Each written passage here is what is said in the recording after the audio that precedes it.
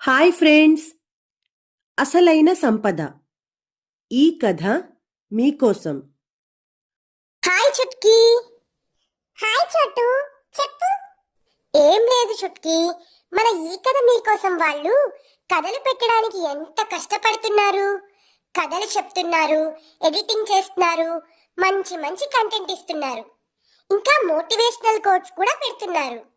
అవును చోటు, మరి సబ్స్క్రైబర్స్ ఎందుకు చుట్కీ ఇంత తక్కువ ఉన్నారు వీళ్ళకి? ఫ్రెండ్స్, మరి మీరు కూడా వీళ్ళకి సపోర్ట్ చేయండి. లైక్ చేయండి, షేర్ చేయండి, కామెంట్ చేయండి, సబ్స్క్రైబ్ చేయండి, మర్చిపోకుండా బెల్లును కూడా క్లిక్ చేయండి. సరేనా చుట్కీ, ఇక మనం వెళ్దామా? ఒక ఊరిలో సోమనాథం అనే ఒక అతను ఉండేవాడు. అతను వట్టి పిసినారి. తిని తినక చాలా డబ్బులు కూడబెట్టాడు. అంతలో చుట్టుపక్కల ఊళ్ళల్లో దొంగలు పడుతున్నారని సోమనాథానికి తెలిసింది. దొంగలు తమ ఊళ్ళోనూ పడచ్చు, తన ఇంటికి కూడా రావచ్చు అని భయం వేసింది సోమనాథానికి. దాంతో తను కూడబెట్టుకున్న సంపదనంతా భద్రంగా దాచిపెట్టాలని నిర్ణయించుకున్నాడు.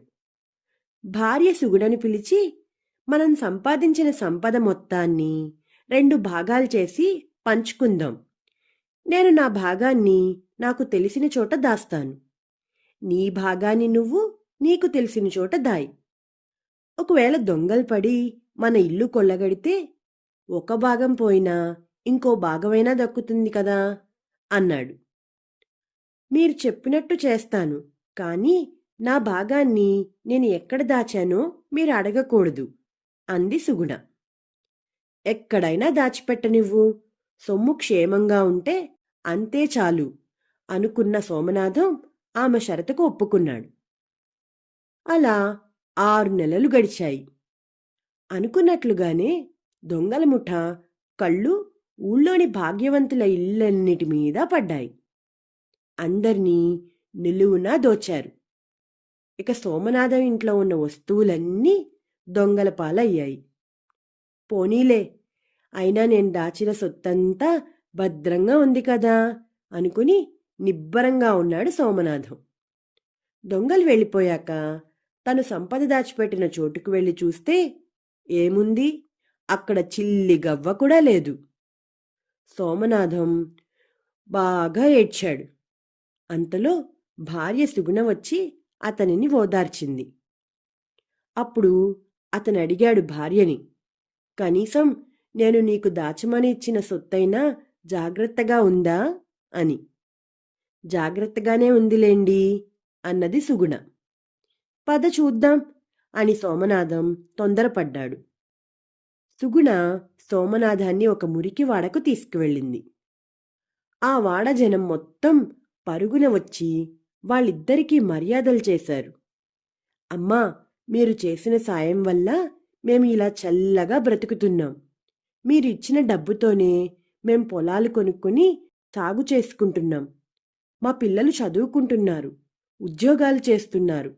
మా మాట ప్రకారం మేము ప్రతి నెల మీకు కొంత డబ్బు, అలాగే పంటలో వాటాగా సంవత్సరానికి ఇంత ధాన్యం పంపిస్తాం అన్నారు. వాళ్ళ అభిమానం, గౌరవ మర్యాదలు చూసిన సోమనాథం కళ్ళు చెమ్మగిల్లాయి. నేను దాచింది దొంగల పాలైంది, కానీ నువ్వు దాచినది 10 మనకు మంచి చేస్తోంది. ఒకప్పుడు సంపాదించడమే గొప్ప అనుకున్నాను, కానీ ఇతరులకు సహాయం చేయడం అంతకంటే గొప్ప అని తెలియచేశావు నువ్వు. అసలైన సంపదంటే ఏమిటో ఇప్పుడు తెలిసొచ్చింది నాకు అన్నాడు సోమనాథం విప్పారిన మొహంతో. భర్తలో వచ్చిన మార్పును చూసి సుగుణ ఎంతో ఆనందించింది. అంటే ఇతరులకు సాయం చేస్తే మన సంపద 10 ఈ కథ మీకోసంలో ఈ కథ మీకు నచ్చిందా పిల్లలు? నచ్చినట్లయితే లైక్ చేయండి, షేర్ చేయండి, కామెంట్ చేయండి, ఇంకా సబ్స్క్రైబ్ కూడా చేసుకోండి. గంట కొట్టని వాళ్ళు కూడా గంట కూడా కొట్టండి.